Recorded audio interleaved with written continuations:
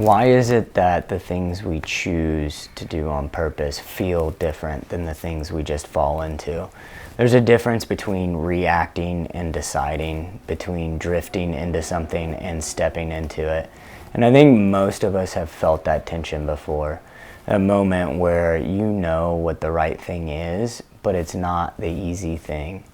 And if you're honest, you can already feel what it's going to cost you. Your time, your comfort, maybe a relationship, maybe your reputation. Sometimes it's smaller than that. It's choosing patience when everything in you wants to snap. It's telling the truth when a half-truth would be easier. It's staying present with your family when your mind wants to drift somewhere else. And there's always another option, a quieter one, an easier one, a way out. But there's something in you that won't let it go. I read something recently that stuck with me. It was a story about an old man who would go to a well every day to get water. And he had this clay pot, and he would lower it down slowly, carefully, making sure it didn't hit the sides of the well, and then he'd pull it back up the same way.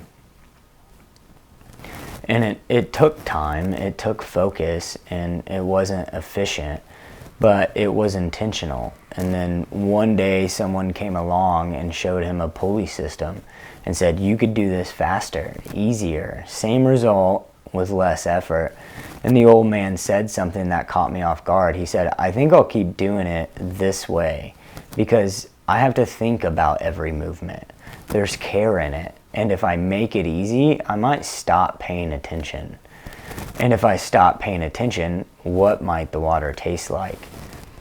And that line stayed with me because objectively, the water wouldn't taste any different, right? But at the same time, I knew exactly what he meant because we've all experienced that before. The meal you worked for tastes different than the one you rushed through. A long conversation late at night hits different than a quick check-in text. The relationship you fought for feels different than the one that just stayed convenient. Even something as simple as a workout, the one you almost skipped but showed up for anyway, that one sticks with you. The thing that cost you something carry weight. Not because the outcome changed, but because you were present in it, because you chose it. And I couldn't stop thinking about that word, intention, and not just what you do, but how fully you're there when you do it. And for some reason, that thought pulled me somewhere I wasn't expecting. It pulled me to a garden. Because before the cross, there was a decision. Before the nails, before the crowd, before the suffering, everyone remembers there was a quiet moment where none of that had yet happened. Just Jesus in the garden. At night, after a long day, the city walls still awake in the distance, but there it's quiet. And I don't think we slow down enough there because that moment, it wasn't forced and it wasn't rushed. It wasn't reactive. It was intentional. Scripture says he was overwhelmed, sorrowful to the point of death. And that's not a figure of speech. That's weight. It's pressure. Luke says his stress was so intense, it made his sweat become like drops of blood, which means this wasn't surface level emotion. This was deep, physical, all the way through him. And I think sometimes we read that and move past it too quickly. But if you sit in it for a second, this wasn't calmed, this wasn't detached, this wasn't easy obedience. This was a man fully aware of what was about to happen. He knew the betrayal was already in motion.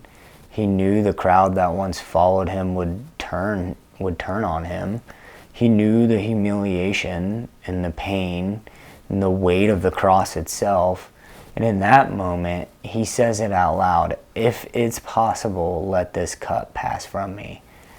And that matters because that's honest. That's not someone pretending to be strong. That's someone who feels the full weight of what's ahead and doesn't want it. But then he says something else. Yet not my will, but yours be done. And I think we've heard that line so many times that we miss what's actually happening. Because that's not resignation. That's not someone being overpowered. It's a decision, a real one. Because he had options.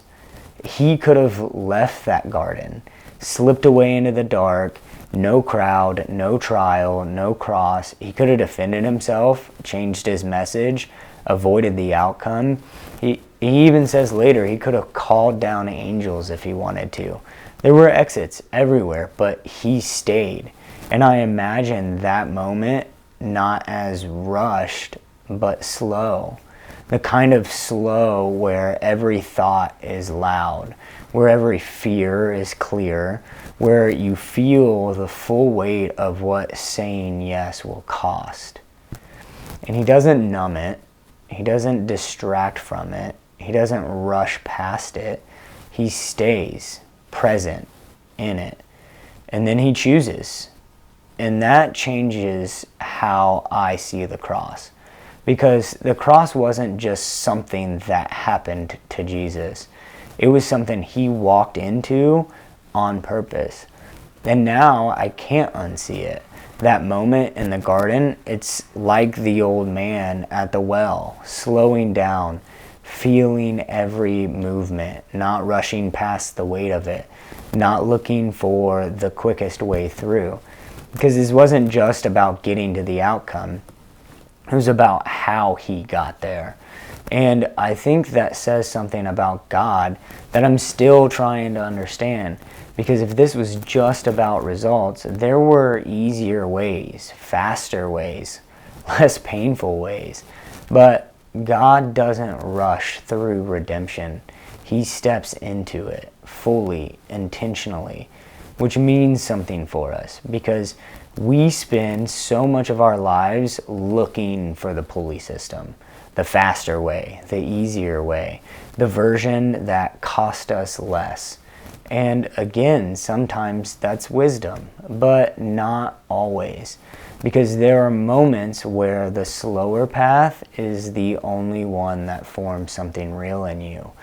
The conversation you don't avoid, the apology you finally make, the habit you choose to change even when it's uncomfortable, the time you put your phone down and just be where you are. Those moments don't look impressive, but they carry weight because intention requires presence. And presence means you feel it, the tension, the cost, the resistance. And most of us don't like that.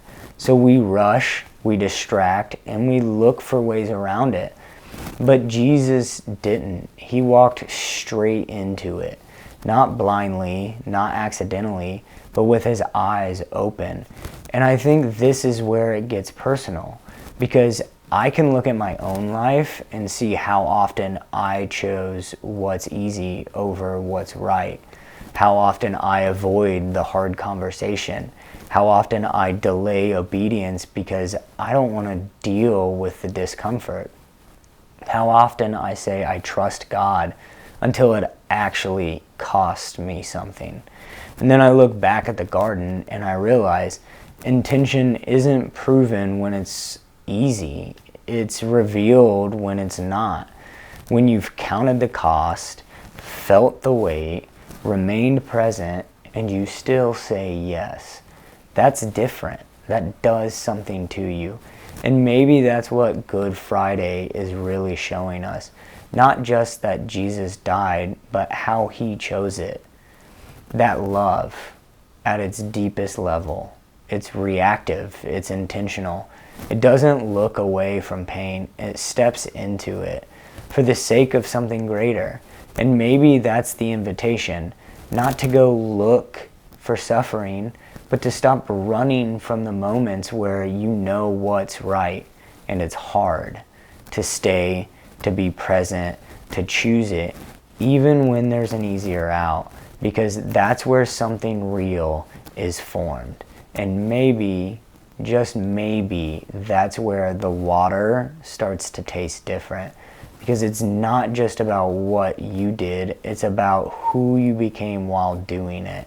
And on Good Friday, we're reminded of this. Jesus didn't just go to the cross, he chose it slowly, honestly, intentionally, and that kind of love changes everything.